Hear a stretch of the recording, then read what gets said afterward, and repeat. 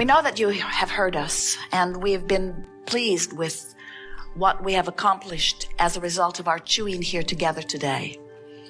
The emphasis that we have been offering, and we can feel that many of you have moved closer in understanding who you are.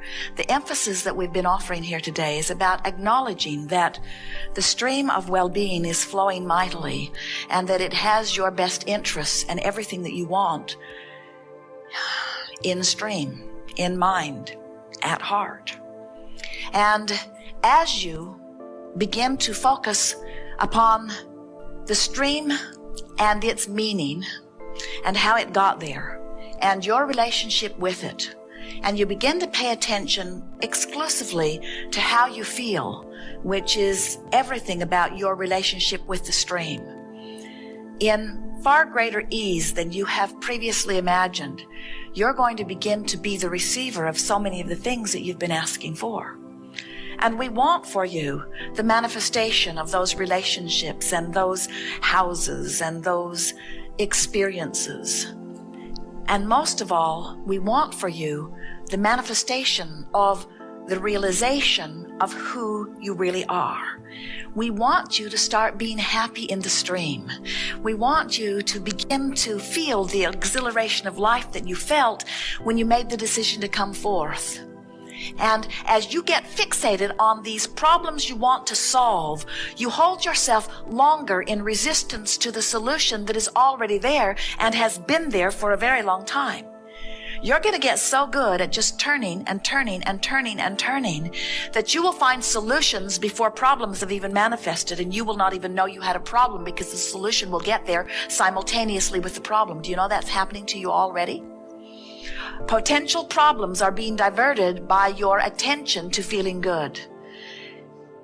And so, as we acknowledge what's in your vibrational escrow, we are thrilled. In fact, you give us the opportunity to live it, and it is a delicious place to be out there on your leading edge.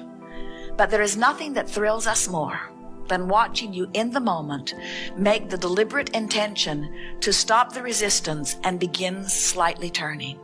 Because that's where all of your power is. Right now, in this moment, right now. Oh, the stream will carry you and it's good.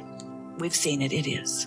But all of your power is right now in the decision to feel worse or better, worse or better. And as you begin to apply that power, the well-being that has been lined up outside that door, as you begin to open it another crack and another crack and another crack, people are going to watch you and you're going to look like the freak who's flying. To them, as they begin to see the magnificent things that they know you've been wanting begin to stream into your experience, they're going to say, how is it that you do that? And you will then stand in the same humorous stance that we are standing as you smile and begin to explain to them, well, you see, there's this stream. And you can point this way or this way, and I just figured out how to stop pointing that way, which meant I pointed that way, and then all the good stuff came. And then they'll say, what? This stream of well-being is flowing so fantastically and getting faster and faster as physical beings explore the contrast of this time-space reality. And as you understand that that stream is flowing and you begin to point your thoughts toward relaxing more and letting the stream take you, toward feeling your worthiness, feeling your well-beingness, feeling your at oneness, and allowing yourself to go with this natural flow, which must inevitably take you to the culmination, the temporary culmination, because the stream continues to flow. Life continues to cause you to ask for more things, and the stream continues to get faster and faster as it fulfills your reason for being. You get yourself holding to the bottom of the stream or pointed in opposition to the stream in your virtue, in your valiance, in your determination to do what's right. And that stream who does not slow down, that stream that cannot slow down, that stream just beats you up. And then you say, I must be doing something wrong. We say, let go of the rocks and go with the flow. Stop beating the drum of justification. Stop beating the drum of rationalization. Stop beating the drum of what's wrong with this situation. Stop being protective. Stop being resistant to the stream of well-being and ride the ride of your life. the ride that is the culmination of all of your lives. Let yourself go with the flow of who you really are. We've written a book that has the best title, we believe, of any book ever written, because it speaks to the eternal nature of your being. And the book title is Ask and It Is Given. And now we would like to expand that book title in an even more exaggerated, precise form to say, not only when you ask is it given, but when the physical part of you asks for something, the non-physical part of you becomes it. How's that? Not only is it given, the larger part of you already is it, begins offering the vibration of it, and begins in that moment, or better said, continues to call you to the vibrational escrow that you have been creating even before you got here in this physical body, that just has expanded as a result of what you have just lived here in this physical body. The expanded version of you is always calling you. And when you go, or when you point in the direction of going, you feel good. When you really go with that expanded version, you feel passion. You feel exhilaration. You feel enthusiasm for life. When you turn in opposition to that, when you keep beating the drum of where you are or where you've been, when you keep justifying why you want to be over there by pointing out that you're over here, as you're pointed in opposition to that, you don't feel so good. In other words, when you go with that flow, that is source energy, and that is the expanded version of you, you really, really feel it. Can you imagine going down to the river's edge, a very fast-moving river, with your canoe or rowboat or raft, and as you put your boat into the water with your oars in it, you deliberately turn it upstream and begin paddling. Now, whether you believe it or not, we have to tell you that most humans do exactly that. You get in the stream, you point upstream, and you start paddling very hard against the current, trying to make headway against the current. And we say to you, why not turn your boat with the current? And humans say, in a variety of different explanations, but Abraham, that just seems lazy. And we say, but how long can you keep this up? And you say, I don't know, I'm still working on it. And then we say, but just let go of the oars and let the current just carry you. And then you say, everyone I know is paddling upstream. It's just what we do. Our trophies and monuments are given to those who learn to paddle best against the current.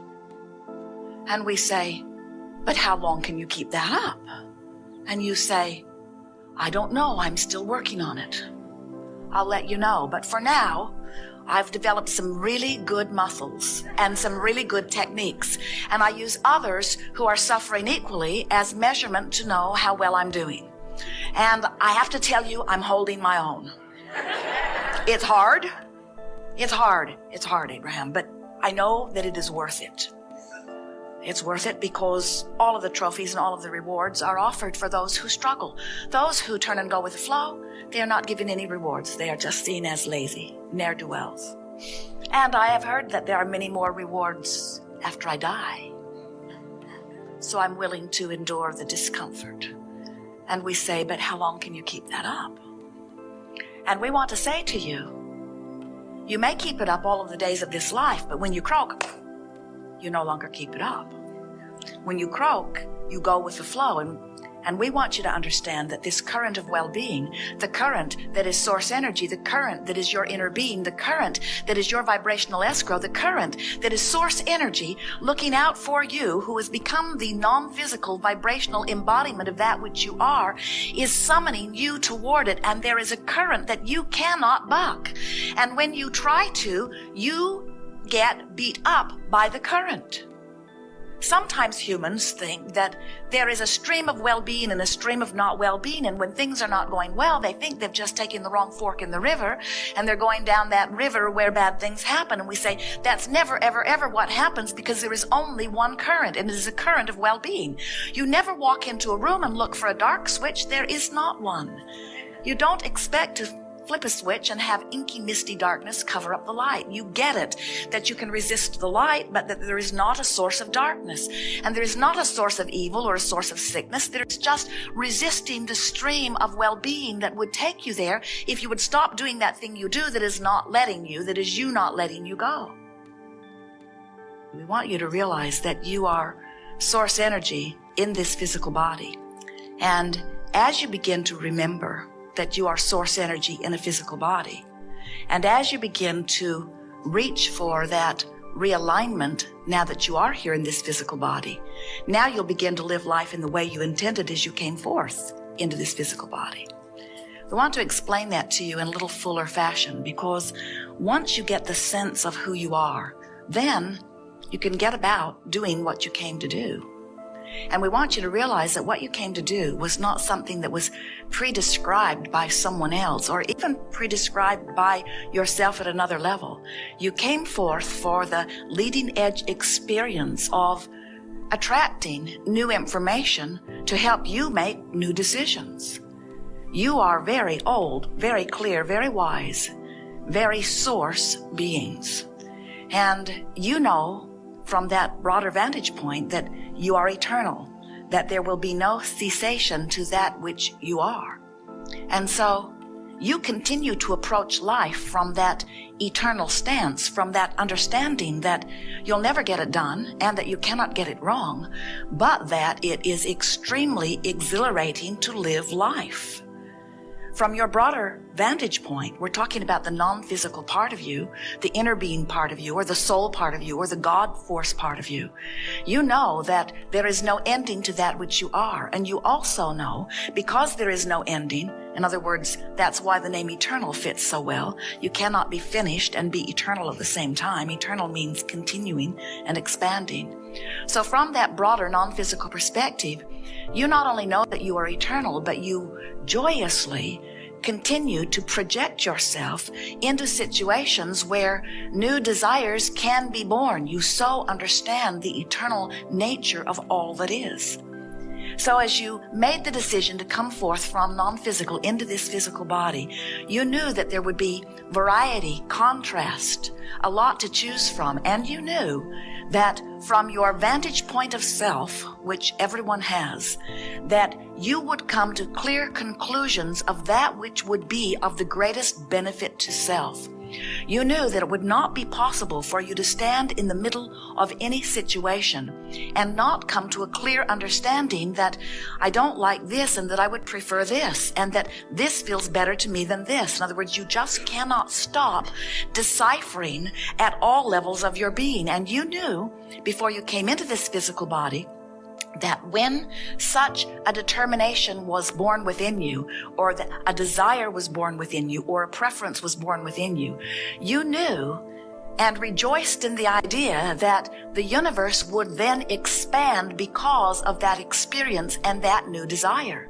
You also knew that the larger part of you would become that new idea. Now, this is something that we do not think that many of our physical friends, even leading edge friends like you, fully understand. Most humans don't get it, that you were our source energy before you came into this physical body, and that now that you are in this physical body, your environment is calling more desire from you. And that when that happens, source immediately becomes the vibrational essence of that new idea.